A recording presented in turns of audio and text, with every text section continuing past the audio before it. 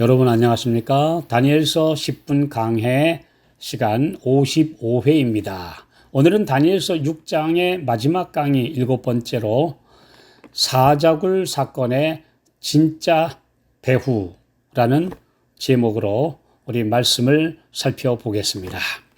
다니엘서 9장 1절 2절 메대 족속 아하수에로의 아들 다리오가 갈대아 나라 왕으로 세움을 입던 원년, 곧 그 통치 원년에 나 다니엘이 서책으로 말미암아 여호와의 말씀이 선지자 예레미야에게 임하여 고하신 그 연수를 깨달았나니 곧 예루살렘의 황무함이 70년 만에 마치리라 하신 것이니라. 이 말씀은 대단히 중요합니다. 이 말씀은 곧 사자굴 사건의 배후에 있었던 진실을 밝혀주는 열쇠입니다. 왜 사탄이 악인들의 시기심을 부추기고 충동해서 다니엘의 능력 있는 기도를 막으려 했는지, 결사적으로 막으려고 했는지, 그러나 하나님께서 개입하셔서 상황이 완전히 뒤바뀌었을 뿐 아니라 오히려 그 기도가 응답되는데 큰 영향을 끼치게 되는지, 이런 속 깊은 장면을 우리는 말씀과 역사 연구를 통해 들여다볼 수 있습니다. 다니엘이 다리오 왕 원년 바로 이때 죽음을 무릅쓰고 드린 기도는 포로 생활 70년이 끝나가는 시점이었고, 그 기도의 내용은 다니엘 9장 3절로 19절에 기록되어 있습니다. 바벨론이 멸망하고 메데 페르시아가 새로운 세계의 패권국으로 등장한 것 등 급변하는 상황 하에서 그의 기도가 드려지게 됩니다. 이런 상황에서 그가 새 제국의 총리로 발탁된 것은 그가 하나님의 사업에 중요한 역할을 하도록 인도하신 하나님의 섭리라는 것을 깨닫고 그의 동족 유대민족의 해방과 고국으로 돌아가서 택한 백성의 나라를 다시 세우고 성전의 재건과 예배의 회복을 위해 탄원하기로 굳게 결심한 것입니다. 다니엘에게 이 세상에서 제일 중요한 일은 하나님의 사업이었습니다. 대제국의 총리 같은 지위는 이에 비하면 너무나 하찮은 것이었습니다. 그는 국사를 빈틈없이 처리하는 바쁜 가운데서도 예레미야 선지자의 글을 열심히 연구하여 70년 후에 바벨론 포로에서 해방되어 귀환할 것이라는 예언을 깨달았습니다. 신앙이 그의 전업이자 생명 그 자체였고 그 외의 모든 직업과 일은 부수적인 것에 불과하다는 것을 그가 보여준 것입니다. 오늘날 세속의 일과 신앙을 함께 해야 하는 모든 직업인들에게 하나님의 백성으로서 마땅히 가져야 할 우선순위를 그가 모본으로 보여준 것입니다. 예레미야 25장 12절 나 여호와가 말하노라 70년이 마치면 내가 바벨론 왕과 그 나라와 갈대앗 인의 땅을 그 죄악으로 인하여 벌하여 영영이 황무케 하되. 이 예언은 정확하게 성취되어 BC 539년 10월 13일 밤 바벨론 성은 고레스 휘하의 메데 페르시아 군에 의해 함락되었고 바벨론이라는 나라는 역사의 무대에서 사라져 버렸습니다. 예레미야 29장 10절 나 여호와가 이같이 말하노라 바벨론에서 70년이 차면 내가 너희를 권고하고 나의 선한 말을 너희에게 실행하여 너희를 이곳으로 돌아오게 하리라.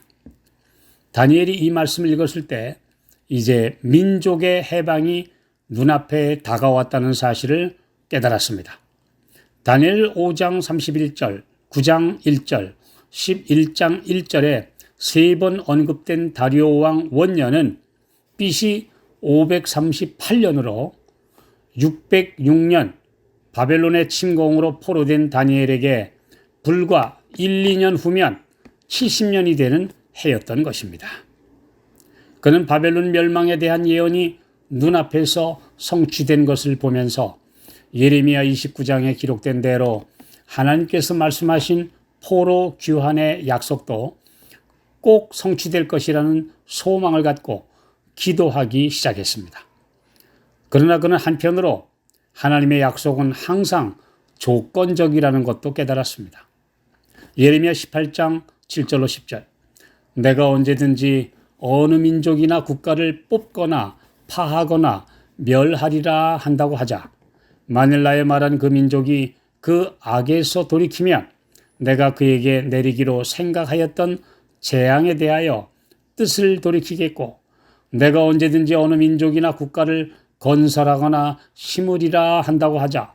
만일 그들이 나보기에 악한 것을 행하여 내 목소리를 청종치 아니하면 내가 그에게 유익해 하리라 한 선에 대하여 뜻을 돌이키리라. 다니엘은 이 말씀에 따라 자기 민족이 기도하며 회개하여 하나님의 뜻이 그대로 성취되는 상태가 되기를 염원하였고, 자신을 자기 민족과 동일시하여 민족의 죄를 자신의 죄로 자복했습니다. 그는 모세처럼 민족을 위한 중보의 기도를 드리기로 결심한 것입니다. 다니엘의 이런 기도는 하나님의 뜻에 일치하는 강력한 파워가 있었습니다. 사탄은 이 파워풀한 기도를 중단시키기 위해 온갖 노력을 다했고, 악한 총리와 도지사들을 충동시켜 그를 제거하도록 했던 것입니다. 그러나 이제 사자굴에서 보호하신 놀라운 하나님의 구원의 능력을 보고 다리오 왕은 하나님의 능력을 찬양하는 칙령을 온 제국에 내리게 됩니다. 다니엘 6장 25절 27절. 다리오 왕이 온 땅에 있는 모든 백성과 나라들과 각 방언하는 자들에게 조서를 내려가로되, 원컨대 많은 평강이 너희에게 있을지어다. 내가 이제 조서를 내리노라. 내 나라 관할 아래 있는 사람들은 다 다니엘의 하나님 앞에서 떨며 두려워할지니 그는 사시는 하나님이시요 영원히 변치 않으실 자시며 그 나라는 망하지 아니할 것이요 그 권세는 무궁할 것이며 그는 구원도 하시며 건져내기도 하시며 하늘에서든지 땅에서든지 이적과 기사를 행하시는 분으로서 다니엘을 구원하여 사자의 입에서 벗어나게 하셨음이니라 하였더라. 다니엘 3장과 4장에 이어 이방의 황제가 하나님을 인정하고 찬양하는 칙령을 온 제국에 공포한 것입니다. 시편 76편 10절. 진실로 사람의 노는 장차 주를 찬송하게 될 것이요 그 남은 노는 주께서 금하시리이다.